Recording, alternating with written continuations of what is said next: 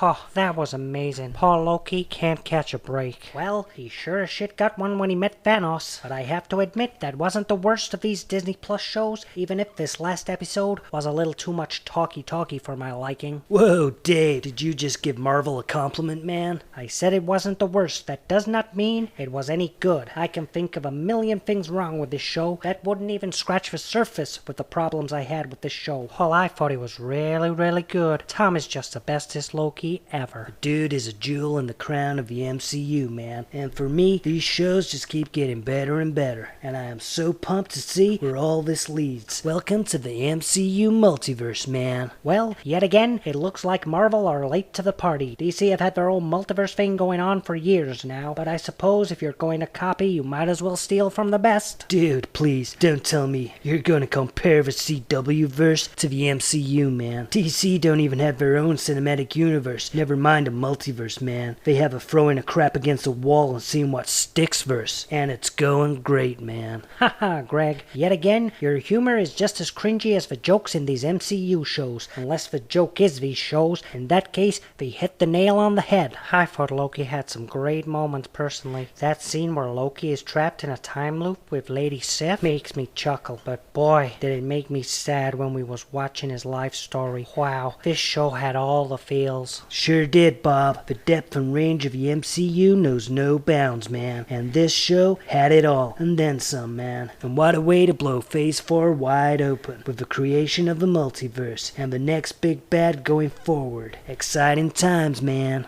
Huh, anyone would think you just watched Chernobyl the way you two morons are gushing over this. Like I said before, this wasn't the worst thing I've seen come out of a Marvel ass factory, but this was far from Emmy award-winning stuff. Maybe if there's a award for how much nostalgic crap you can shove in a TV show, then this would win hands down. I can see it now. All the Marvel morons sat there drooling in front of their TVs because they saw a pencil with a number on it that was the same number as a comic issue from 40 years ago where Loki banged a horse. Heesh. Wow, Dave, you sure do know your Marvel comic history. I'm impressed. I was being sarcastic, Bob. Come on, dude. Every movie and TV show has some kind of throwback or Easter egg for the fans, man. Who would have thought we'd get to see Frog 4 or Thanos' helicopter, man? Marvel created a show that allows all kinds of fun stuff, dude. Yeah, that part where we had all the Infinity Stones, and I'm pretty sure Loki took one, but my fave was Sylvie. She was the best. Oh, and classic Loki, too.